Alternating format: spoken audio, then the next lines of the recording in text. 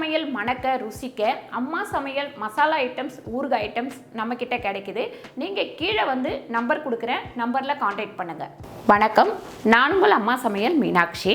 இன்றைக்கி நம்ம பூண்டு இட்லி பொடி தான் பண்ண போகிறோம். நார்மலாக எல்லாருக்குமே வெறும்னா இட்லி பொடி சாப்பிடும்போது அதில் பருப்பெல்லாம் கலந்துருக்கு, ஜீரணமே ஆகாது அப்படின்னு சொல்லிட்டு சொல்லுவாங்க.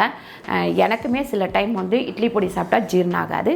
அந்த மாதிரி உள்ளவங்களுக்கு பூண்டு சேர்த்து பண்ணும்போது இந்த இட்லி பொடி வந்து ஜீரணமாயிடும். ரெண்டாவது கேஸ் ப்ராப்ளம் இருந்தாலும் சரியாயிடும். வாங்க நம்ம பூண்டு இட்லி பொடி எப்படி பண்ணுறதுன்னு பார்க்கலாம்.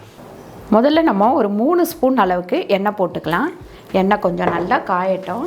பூண்டு வந்து பார்த்திங்கன்னா ஒரு 100 கிராம் பூண்டு உரித்து வச்சுருக்கேன். இதை அப்படியே இதில் சேர்த்துடலாம். இதை வந்து நம்ம தட்டி கூட சேர்த்துக்கலாம், இல்லை முழுசாகவும் சேர்த்துக்கலாம். இந்த பூண்டு பார்த்திங்கன்னா நல்லா செவந்துடணும். இந்த பூண்டு கலர் தெரியாமல் நல்லா செவந்த மாதிரி வந்துடணும்.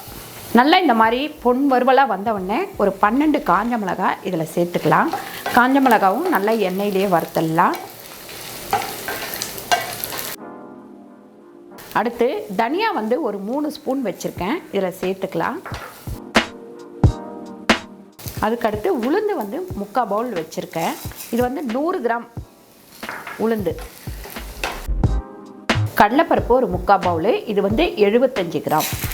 இது வறுபட்டு இருக்கும்போதே வேர்க்கல்லையும் ஒரு 50 கிராம் நம்ம சேர்த்துடலாம். பாருங்க, இது எல்லாமே ஒரே மாதிரி கொஞ்சம் நல்லா வறுபட்டதுக்கப்புறம் நம்ம இந்த 1 ஸ்பூன் அளவுக்கு பெருங்காய பொடி, அதுக்கப்புறம் 2 ஸ்பூன் கல்லுப்பு. இப்போ இதை நம்ம கீழே இறக்கி வச்சு நல்லா ஆறட்டும். ஆறினதுக்கப்புறம் பொடி பண்ணிக்கலாம். இப்போ நல்லா ஆறிடுச்சு. இதை கொட்டி நல்லா அரைச்சி எடுத்துக்கலாம். கொருன்னு அரைச்சி எடுத்தால் போதும். பூண்டு இட்லி பொடி ரெடி ஆயிடுச்சு.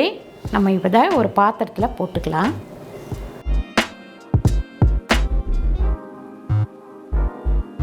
ஒரு சூப்பரான மணமான பூண்டு இட்லி பொடி ரெடி ஆயிடுச்சு. கண்டிப்பாக நீங்களும் ட்ரை பண்ணி பாருங்கள். இந்த வீடியோ உங்களுக்கு பிடிச்சிருந்தா லைக் பண்ணுங்கள், ஷேர் பண்ணுங்கள், சப்ஸ்கிரைப் பண்ணுங்கள், ஃபேஸ்புக்கில் ஷேர் பண்ணுங்கள், மறக்காமல் கமெண்ட் பண்ணுங்கள். நன்றி, வணக்கம்.